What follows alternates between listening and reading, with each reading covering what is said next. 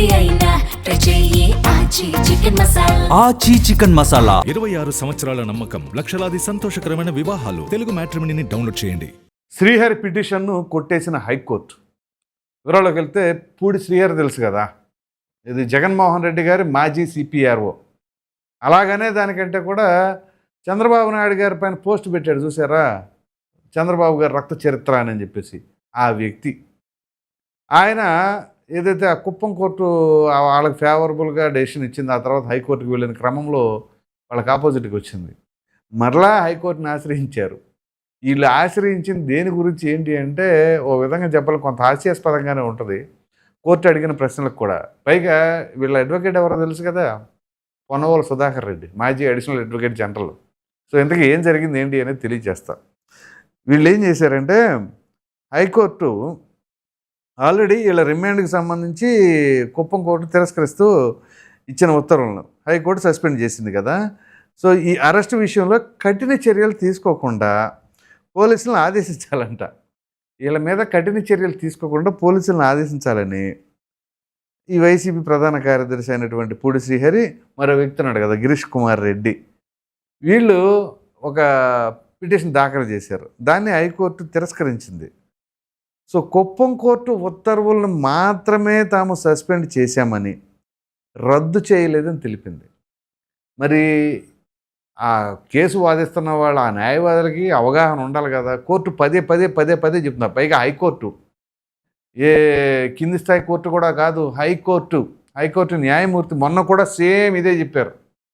మరి పొన్నవోలు సుధాకర్ రెడ్డి ఏమో నేను సూపర్ సీనియరు అది ఇది అని చెప్పేసి అంటారు. మరి కోర్టుతోనేమో పదే ఇవి చెప్పించుకుంటున్నారు. చూడండి, మరలా సేమ్ కామెంట్ మొన్న వేసిన పిటిషన్ మరలా వేశారు. వేసి పోలీసులు మమ్మల్ని అరెస్ట్ చేస్తారు. అసలు ఎందుకు వీళ్ళ గోళ, ముందు పోలీసులు అరెస్ట్ చేస్తారని వీళ్ళు ఎందుకు ఇంత భయపడుతున్నారు అని అంటే, దానికి కోర్టు ఇంకో ప్రశ్న కూడా అడిగింది. వాళ్ళు అరెస్ట్ చేస్తారా అని మీరు అంత కాన్ఫిడెంట్గా చెప్తున్నారు కదా, దానికి గల ఆధారాలు మీ దగ్గర ఏమైనా ఉన్నాయి? ఇదిగో ఈ ఆధారాలు ఏమైనా చూపిస్తారు వీళ్ళు? పోలీసులు ఈ రకంగా మమ్మల్ని అరెస్ట్ చేస్తారని చూపించడానికి కనుక ఆధారాలు చూపిస్తే మళ్ళీ వీళ్ళు ఇరుక్కుపోయినట్టే. సో రెండిట్లో వీళ్ళు ముందు నొయ్యి వెనక్కి పోయి, మీ దగ్గర ఏం ఆధారాలు ఉన్నాయి వాళ్ళు అరెస్ట్ చేస్తారనడానికి అని చెప్పేసి కోర్టు ప్రశ్నించింది. దానికి ఏం సమాధానం చెబుతారు? నీళ్ళు నవ్వుతారు. సో కుప్పం కోర్టు ఏదైతే 17వ తేదీన ఉత్తర్వులు సస్పెండ్ చేసి ఇప్పటి వరకు ఆ ఇచ్చిన ఉత్తర్వులను హైకోర్టు సస్పెండ్ చేసింది కదా, ఏది కుప్పం కోర్టు ఇచ్చిన ఉత్తర్వుల్ని 17వ తారీఖు, ఇవాళ డేట్ ఎంత అండి? 24. సో ఇవాళ వరకు అంటే అప్రాక్సిమేట్లీ 1 వీక్. నిన్న జరిగింది కాబట్టి ఈ సంభాషణ 1 వీక్, 7 రోజులు. ఈ 7 రోజుల్లో ఎప్పుడైనా మీ పైన చర్యలు తీసుకున్నారా? మరి 7 రోజుల్లో తీసుకున్నప్పుడు మళ్ళీ గబగబా వెళ్ళి వీళ్ళు అసలు కోర్టు సమయాన్ని వృధా చేయటానిక ఏంటి అసలు? సో ఇప్పటి వరకు పోలీసులు అరెస్ట్ చేయలేదు కదా, మరి అది నిజమే కదా. సో అరెస్ట్ విషయంలో తొందరపాటు చర్యలు వద్దంటూ మధ్యంతర ఉత్తర్వులు ఇవ్వాల్సిన అవసరం లేదని వ్యాఖ్యానించింది. సో ఇల్లేమి ఇవ్వండి అని వీళ్ళు రిక్వెస్ట్ చేయటం, అది ఇవ్వాల్సిన అవసరం లేదు, వాళ్ళు రావట్లేదు కదా, మిమ్మల్ని అరెస్ట్ చేయట్లేదు కదా అంటే, లేదండి మమ్మల్ని అరెస్ట్ చేస్తారండి అని వీళ్ళ అంటే, మరి అందుకే కోర్టు అడుగుతుంది పదే ఎందుకు, మీ ఏంటి, మీ డౌట్ ఏంటి, వాళ్ళు ఎందుకు వచ్చి అరెస్ట్ చేస్తారు? దానికి గల ప్రూఫ్స్ ఏమైనా ఉన్నాయి మీ దగ్గర? ఇదిగోండి పలానా రీజను లేదు, ప్రభుత్వం ఇదిగో మా పైన కక్ష ధోరణితో వ్యవహరిస్తుంది కాబట్టి మమ్మల్ని ఇటు పరిస్థితి అరెస్ట్ చేస్తారు అనడానికి ఏదైనా ఉండాలి కదా. సో అరెస్టుపై ఆందోళన ఉంటే ఆ వివరాలతో అఫిడవిట్ వేయాలని పేర్కొంది. సో ఈ నెల 29న తుది విచారణ చేస్తామని చెప్పేసి స్పష్టం చేశారు. సో కనీసం 29 వరకైనా ఇది చూడండి, దీని అఫిడవిట్ వేయండి, దీనిపైన తుది విచారణ 29 వరకు ఇచ్చేస్తామని చెప్పేసి స్పష్టం చేస్తామని విచారణ చేసి, అరే కనీసం 29 దాకానే మమ్మల్ని అరెస్ట్ చేయకుండా చూడండి, ఉత్తర్వులు ఇవ్వండి అని అంటున్నారంటే వీళ్ళ యొక్క కంగారు ఏ రకంగా ఉందో చూడండి. సో దీన్ని మళ్ళీ పొన్నవోలు సుధాకర్ రెడ్డి మరలా అడిగాను, కాదండి 29 దాకానే ఇవ్వండి జడ్జి గారు కొంచెం చూడండి అని అంటే, అవన్నీ కుదరవులే కానీ సర్దుకోండి అని చెప్పి చెప్పడం జరిగింది. సో ఈ రకంగా ఈ పూడి శ్రీహరి, ఆ గిరీష్ కుమార్ రెడ్డి ఇంత భయపడేవాళ్ళు పోస్టులు పెడతాం ఏంటండి? సోషల్ మీడియాలో అసభ్యకరమైన పోస్టులు పెట్టండి. మీరు ఎట్లాంటి పోస్టులు పెట్టాలో తెలుసా? ప్రభుత్వాన్ని ప్రశ్నించేలాగా అడగండి. ఇదిగో పలానా పథకం ఇస్తానన్నావు, ఇదిగో పలానా డెవలప్ చేస్తానన్నావు, ఎందుకు చేయలే? ఇదిగో పలానా వాళ్ళకి ఉద్యోగాలు ఇస్తానన్నావు, ఎందుకు ఇవ్వాల? అది ప్రశ్నించండి. అది కార్టూన్ రూపంలో వేస్తారా, యానిమేషన్ రూపంలో చేస్తారా, చేయండి. దానికి ఎవరు అభ్యంతరాలు తెలపరు. కానీ రక్త చరిత్ర ఏంటి? రక్త చరిత్ర ఎక్కడి నుంచి వచ్చింది? రక్త చరిత్ర దానికి సంబంధించిన ఆధారాలు ఏమైనా ఉన్నాయా? ఇప్పుడు అందుకనే అసలు ఇంకా ఇలా కూడా కాదు, గట్టిగా మరలా ఇంకొక వ్యక్తి ఎవరు కూడా ఇట్లాంటి పోస్ట్ పెడతాను, ఏ పార్టీ వాడైనా కానీ, వేరే వ్యక్తి పైన, వేరే నాయకుడి పైన ఇలాంటి రాజకీయపరమైన లేకపోతే వ్యక్తిత్వ హనమైన ఎటువంటి పోస్టులైనా పెట్టాలంటే ప్యాంటు తడిసిపోవాలి. ఆ రకంగా ఉండాలి వీళ్ళకి. అసలు నార్మల్గా అయితే చట్టపరంగా 3rd డిగ్రీ అనేది ఉండదు, కానీ ఇలాంటి వాళ్ళ మీద ఉపయోగించాలి 3rd డిగ్రీ వాస్తవంగా చెప్పాలంటే. ఎందుకంటే తల్లి చెల్లి ఇట్లాంటి ఎటువంటి ఎమోషన్స్ సెంటిమెంట్స్ లేకుండా ఒక బజార్ మందలాగా తయారయ్యి సమాజం మీద పడుతున్నారని చెప్పేసి అనాలి. ఇట్లా ఒకరు కాదు, ఇద్దరు కాదు, చాలామంది ఉన్నారు. ఇటువంటి కొత్త కొత్త సంస్కరణలు తీసుకొచ్చింది ఎవరు? కుసంస్కరణలకు సంబంధించిన పనులు, వ్యవహారాలు, వ్యక్తిత్వ హననాలు, అది ప్రజలందరికీ క్లారిటీ ఉంది. సో ఆ పోస్టులు పెట్టే వ్యక్తులు ఏమైనా పోనీ సామాన్యుల, బ్రహ్మాండంగా విద్యావంతులు, నాలెడ్జ్ ఉన్నవాళ్ళు, కానీ వాళ్ళ పనితనం, వాళ్ళ నాలెడ్జి, వాళ్ళ టైం అంతా ఈ పనికి మాలిన పోస్టుల మీద స్పెండ్ చేస్తూ ఉన్నారు. సో ఇలా ఏ రకంగా చూసినా వీళ్ళు మాత్రం అసలు ఇలా కూడా కాదు, అరెస్ట్ చేయకుండా ఇంకా ఉత్తర్వులు ఇవ్వాలి అనాలి. అరెస్ట్ చేయాలి, గట్టిగా వాయి తీయాలి. లాభం లేదు ఇట్లాగైతే. అంటే నాట్ ఓన్లీ దీస్ పీపుల్, ఎవరు చేసినా, అది టీడీపీ వాళ్ళు చేసినా, జనసేన వాళ్ళు చేసినా, వైసీపీ వాళ్ళు చేసినా, బీజేపీ వాళ్ళు చేసినా, ఎవరు చేసినా కానీ అది వ్యక్తిత్వాన్ని మహిళలను కించపరిచేలాగా పెట్టినా, లేకపోతే ఇంక వేరే వేరే పోస్టులు కొన్ని మత విద్వేషాలకు సంబంధించో, ప్రాంతీయత మధ్య విద్వేషాలు సృష్టించేలాగో పోస్టులు పెట్టినా, ఎదుటి వాళ్ళ ఎమోషన్స్తో ఆడుకున్నా ఖచ్చితంగా వాటిపైన కఠినంగా వ్యవహరించాలి.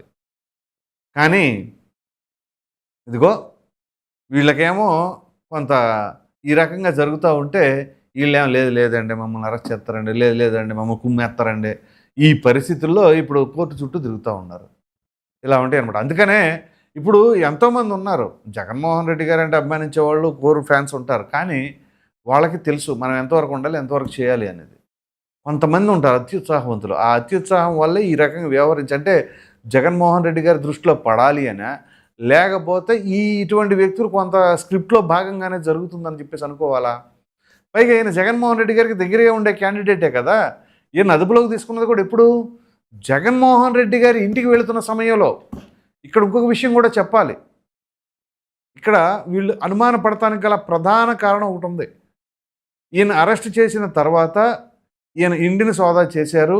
ఈయన ఆఫీసుకి సంబంధించిన వ్యవహారం ఎక్కడెక్కడ ఏమిటి అని చెప్పేసి అక్కడ కూడా సోదాలు చేస్తామని చెప్పేసి అన్నారు. అనేసరికి ఇక్కడ జగన్మోహన్ రెడ్డి గారు లేదు నేను ఫారెన్ వెళ్ళిపోతున్నాను ఆయన.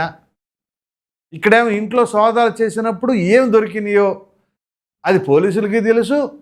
ఆ సోదాలు చేయించుకున్న శ్రీహరి ఇంట్లో ఆ వస్తువు పోయింది కాబట్టి, ఆ వస్తువు వాళ్ళకి దొరికింది కాబట్టి, ఏ వస్తువు దొరికింది దానివల్ల వీళ్ళ గుట్టు ఏం బయటపడుతుంది అనేది కూడా వీళ్ళకి తెలుసు. అసలు వీళ్ళు పదే ఆ అభ్యర్థన పెడతానికి కారణం ఇదే. ఆయన దగ్గర ఉన్న వస్తువులన్నీ కూడా వీళ్ళు సోదాలు చేసి తీసుకున్నారు. అది మొబైల్ దగ్గర నుంచి ట్యాబు ఇతరత్ర ఉన్నాయి. అంటే ఇందులో ఇంకా ఏయో ఉన్నాయి. అది ఇప్పుడు కోర్టులో చెప్పలేడు, అలాగని వేరే ఏం చేయలేడు. అందుకనే పొనవోలు సుధాకర్ రెడ్డి అని శ్రీహరి ఏంటంటే మంచి ఇదిగా ఉంటారు. మరి అందులో కేసు పార్టీ అన్నీ. ఇప్పుడు ఏం చెప్తారు పొనవోలుకి, అయ్యా అన్న అవన్నీ అందులోనే ఉండే అన్న, ఇప్పుడు ఖచ్చితంగా మనల్ని ఇక ఏం లేదు అవి బయటపడి అంటే మాత్రం గట్టిగా వాయి తీసేస్తారు. కాబట్టి వీళ్ళైనంతవరకు పోలీసులు చర్యలు తీసుకోకుండా అన్న తీసుకుంటే మనం సేఫ్గా ఉంటాం అప్పుడు దాకా అయినా. అందుకని వీళ్ళు కాళ్ళ బేరానికి వచ్చినట్టు మీరు తర్వాత అఫిడవిట్ వేయండి అంటే పోనీ అఫిడవిట్ వేసి అది విచారణ జరిపేదాకన్నా ఆపండి అని చెప్పేసాను. ఇవాళ డేట్ 24th 29న విచారణ, ఇంకా 5 రోజుల గడువు ఉంది. ఈ 5 రోజుల గడువులో వీళ్ళకి దడపడుతుందా, ఏం చేస్తారో ఏంటి అని. సో ఈ నేపథ్యంలోనే వీళ్ళకి ఏం చేయాలో అర్థం కాని స్థితిలో ఉన్నారా? పొనవోలు సుధాకర్ రెడ్డి కూడా మరి ఏమీ చేయలేని పరిస్థితిలో ఉన్నారు. ఇక్కడ విచిత్రమైన విషయం ఏంటంటే నాకు నిజంగా ఈ కోర్టులకు సంబంధించి కేసులకు సంబంధించిన ఒక డౌట్ వస్తుంది. ఒకవేళ ఏదైనా నేరానికి సంబంధించిన కేసుల్లో పక్కాగా ఎవిడెన్స్ పక్కాగా ఉండి ఇదిగో ఇతను నేరం చేశాడు, ఉదాహరణకు ఒక హత్యకు సంబంధించిందో, ఒక రేపుకు సంబంధించిందో పర్ఫెక్ట్ ఎవిడెన్స్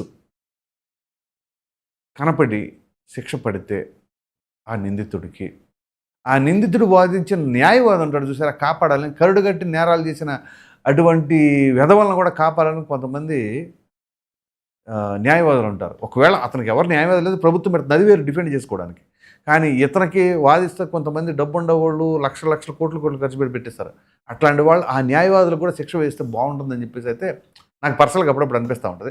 సో ఎనీహౌ మన సిస్టమ్ అన్న తర్వాత దానికి ఒక ప్రొసీజర్ ఏమి ఉంటాయి కాబట్టి ఆ ప్రకారం ఫాలో అవుతారు, అది వేరే విషయం. సో నా పర్సనల్ ఫీలింగ్ అయితే ఇది అని చెప్పేసి అన్నాను. సో మొత్తం మీద మాట్లాడుకోవాల్సి వస్తే ఈ శ్రీహరికి సంబంధించింది అరెస్ట్ భయం అయితే పట్టుకుంది. అలాగే పోలీసులు కుమ్మేస్తారని కూడా కొంత భయం ఉంది. అందు గురించే వీళ్ళు పదే పోలీసులు అదుపులోకి తీసుకోకుండా మాకు ఉత్తర్వులు ఇవ్వండి అని చెప్పేసి అన్నారు. దానికి గల ప్రధాన కారణం చెప్తున్నా కదా, ఈయన అరెస్ట్ చేసినప్పుడు ఈయనకు సంబంధించిన కొన్ని వస్తువులను తీసుకున్నారు. వాటిల్లో ఎటువంటి అంశాలు ఉన్నాయి అనేది ఇతనికే తెలుసు, పోలీసులకు తెలుసు. కాబట్టే అది కోర్టు అడిగినా వీళ్ళు నోరు బయట పెట్టలేకపోతున్నారని చెప్పేసి అయితే మాత్రం మనం అర్థం చేసుకోవచ్చు. మరి మీరేమనుకుంటున్నారు అనే అభిప్రాయాన్ని అయితే కామెంట్లో తప్పకుండా తెలియచేయండి. Thank you.